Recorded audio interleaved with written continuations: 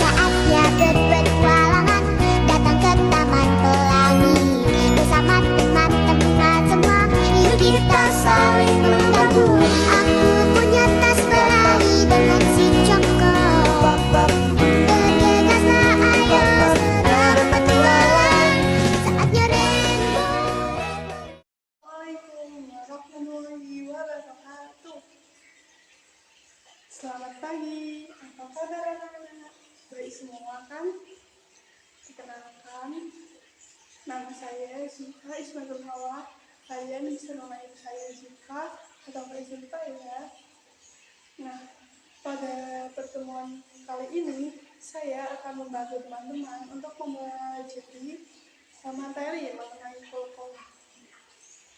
Nah, sebelum kita mulai pembelajaran, kita berdoa bersama-sama dulu yuk. Berdoa mulai. Bismillahirrahmanirrahim. Raditu billahi rabban wa bil islami dinan wa bi Muhammadin nabiyya wa rasulah. Rabbi zidni ilma warzuqni fahma. Berdoa selesai. Terima kasih anak-anak sudah berdoa bersama. Nah, untuk mengefisiensikan waktu, kita mulai saja yuk pembelajaran kali ini. Nah, pada pertemuan hari ini, kita akan membahas salah satu aspek penting dalam tajwid. Ada yang tahu apa itu?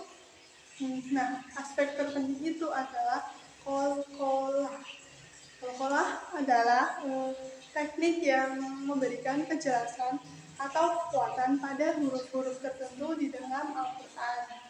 Nah, hal ini itu bukan hanya tentang bagaimana cara mengucapkannya, tetapi juga tentang memperdalam pemahaman kita terhadap keindahan dan makna yang terkandung di dalam Al-Quran. Nah, sebelum masuk lebih dalam, mari kita kenali dulu apa itu qalqalah, apa saja jenis qalqalah, dan bagaimana cara menerapkannya dalam bacaan kita sehari-hari. Nah, dengan memahami qalqalah, kita bisa meningkatkan kualitas bacaan kita dan lebih mendalami pesan yang ingin disampaikan dalam Al-Quran. Nah, siapa yang siap belajar pada pagi hari ini? Angkat tangan. Nah, materi yang pertama ada pengertian qalqalah. Ada yang tahu apa itu qalqalah? Qalqalah menurut etimologi berarti mengguncang atau memantulkan. Nah, sedangkan menurut terminologi adalah memantulkan bunyi huruf qalqalah ketika mati.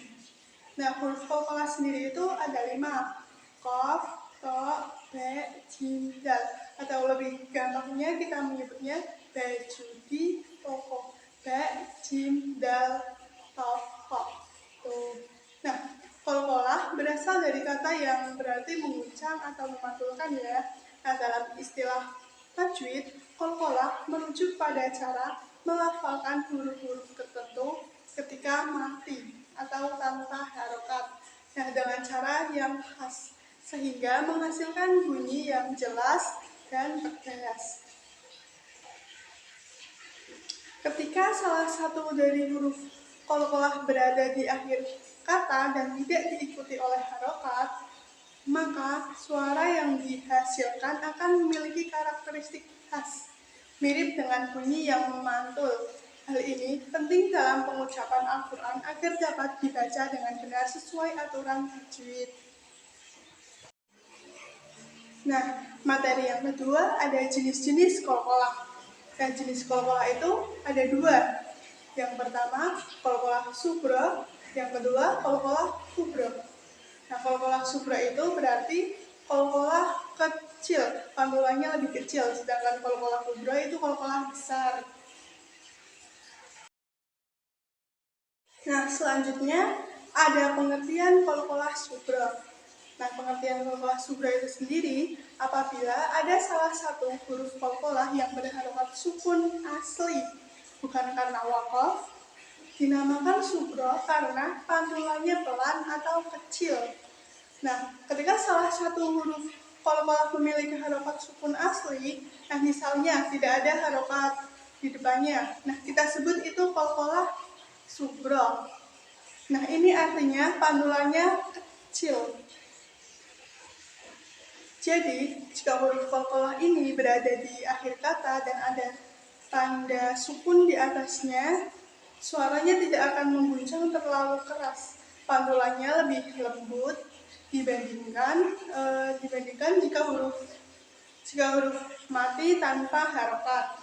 Ini membuat bacaan terdengar lebih halus. Selanjutnya ada contoh bacaan kol-kolah subro. Di sini ada 3 contoh ya teman-teman.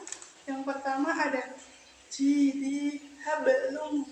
Nah, habelum di situ ada huruf kol-kolahnya apa? Ba sukun ya. Yang kedua ada falahum ajitun. Falahum ajitu itu ada huruf jim dengan tanda sukunnya itu falahum ajid memantul. Yang terakhir ada ikro. Di situ ada huruf qaf sukun. Jadi bacanya di sini ya memantul. Ikro gitu. Ya, pengertian kol-kolah kubro. Apabila ada salah satu huruf kol-kolah yang dibaca sukun karena waqaf. Nah, jika salah satu huruf kol-kolah dibaca sukun karena waqaf atau berhenti ya, nah kita sebut itu dengan kol-kolah kubro. Nah ini artinya pantulannya itu lebih besar atau lebih kuat. Nah ketika kita berhenti di akhir kata dan huruf kol-kolah tersebut tidak ada harokat atau sukun karena waqaf, suaranya akan lebih jelas dan lebih tegas. Pantulannya lebih kuat dan terdengar lebih mengguncang dibandingkan dengan kol-kolah subro.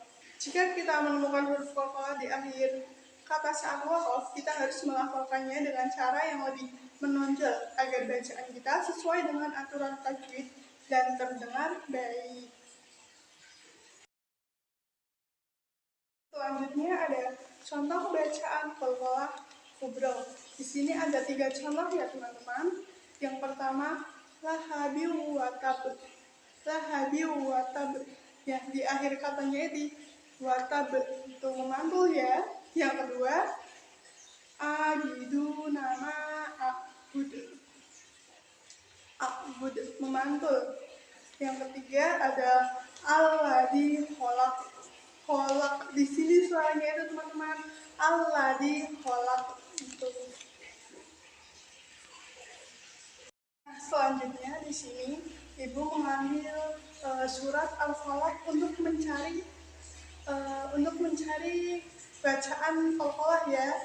Nah, kita baca bersama-sama yuk. Bismillahirrahmanirrahim.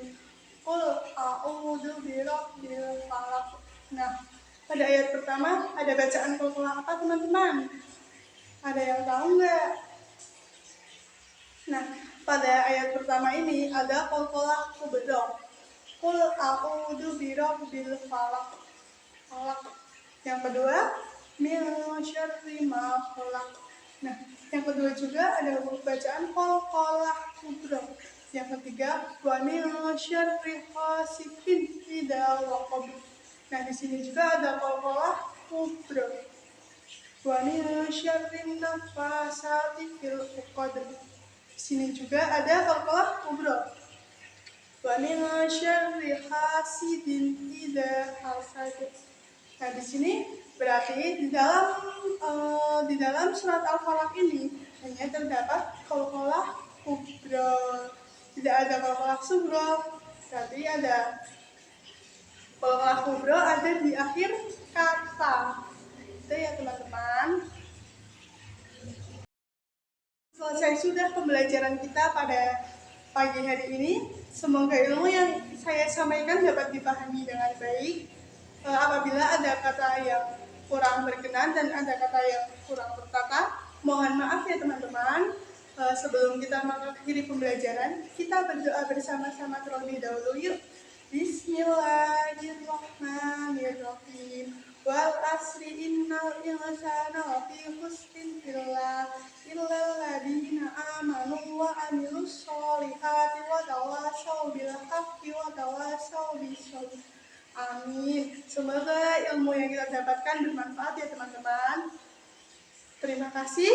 Wassalamualaikum warahmatullahi wabarakatuh. Bye. Selamat menjalankan aktivitas.